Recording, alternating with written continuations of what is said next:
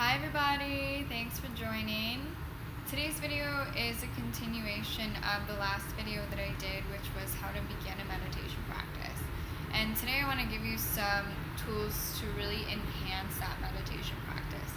Because the real reason why we meditate and we clear out that mind chatter is so that we can begin to start making better choices that ultimately serve our happiness, our peace, and our highest potential. So what you might be realizing now from your basic meditation practice is that you are an observer over your thoughts. And because you're an observer, you have a choice in every moment. And so there's ultimately two choices that we always have. We have the choice of love, which is aligns with, this higher wisdom that exists within us, whether that be your higher self, your intuition, the universe, God, your inner guide, whatever you choose to believe. This voice acts as an inner guidance system for us. And so its choices are always aligned with love, and its choices are always supporting our happiness and our peace. The other choice that we have to make is the choice of fear, and that's aligned with this chatterbox that is usually going on within us. And, that's the voice of the ego. It's the voice of judgment, of comparison, of attack. And that voice does not have our happiness and our peace in mind. That voice often asks that we sacrifice our happiness and our peace. And so that's what you're going to gain already now from this basic meditation practice, is you're going to start to realize more and more that you have a choice. And so meditation is really not so much about having this really huge spiritual experience. Meditation is what allows you to gain control in your everyday experiences and begin to make conscious choices that are supporting your highest, most fulfilling path. What we're going to begin to do now that we have cleared that mind chatter out is we're going to be able to connect with that inner guidance system. This is really the most powerful tool that we can utilize in every aspect of our lives, because we can come to this, we can come to our inner guidance system, to our higher self, and we can ask for that clarity. When we're in confusion, we can ask for a higher perspective, we can ask for guidance, we can ask to be healed, we can ask to release whatever is not serving us. And so this voice is really our biggest support system that we have. So there's two ways that you can really begin to clearly connect with your inner guidance system and allow that voice to start flowing through you. And the quieter you become, the louder this voice speaks. And so the longer that we sit in meditation, the more you're going to be able to clearly hear your inner guidance system, not just in meditation, but mine is so loud for me now that even as I'm going on throughout my day, and sometimes that gets chaotic, there's still that voice that tends to pull me right back, because I've been so tuned to sitting in the stillness and clearing out that ego voice, that now I'm more open to receiving that higher guidance all the time. And so will you be with a consistent practice. But meditation alone, it serves a great purpose, yes. But when we include journaling and when we include prayer within our practice, we're able to go deeper now and connect with the real reason why we meditate, which is to get that higher guidance and start acting on choices that are going to be supporting our highest path.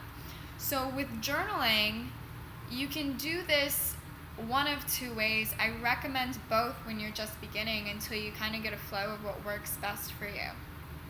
But with journaling, which is a meditative act on its own, when we get our thoughts and our feelings onto paper, we're able to take the same objective standpoint as we do in meditation and gain perspective. So before you begin your meditation practice, just kind of let your thoughts flow onto the page. Based on whatever's currently going on for you, whatever you're experiencing, you'll be able to see what might be triggering you, what might be pulling you back into fear, what limiting beliefs might be coming up for you. and what you need to have your attention focused on. And so when you begin to gain a sense of whatever that is, you can take that with you, take that intention with you into your practice in order to either be released, to be reinterpreted, to be seen more clearly, to be to find your way through whatever it is that you need. So you get that guidance, take that into your meditation, and then use whatever prayer that you need in order to decipher and navigate your best way through this situation. So, prayer is just that dialogue with your higher self. And your higher self is that part of you that's not affected by your ego. And the reason why we experience things like confusion and doubt and guilt and all that is because we're affected by the ego. And so we can't quite see clearly through the confusion and the doubt. We don't know quite what to do. Well, that higher self is that part of you that's not affected by the ego, and so it always knows what to do, and it's always willing to answer you when you're in that space to receive whatever it is that it has to say.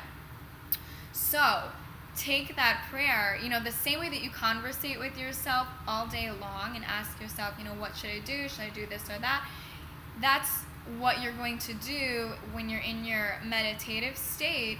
And this is when you're going to notice the different language of the voices that exist within you. And so where you would be asking yourself what to do, within your mind kind of going a little chaotic, you're going to just experience more chaos and more complexity, and you'll notice that the ego never answers you. It just kind of keeps asking questions. Whereas when you ask yourself what to do while you're in meditation or when you're in that clear mind space, you get the answer. You get the guidance that you were looking for. It's very simple, precise, straight to the point, and it rings very true for you.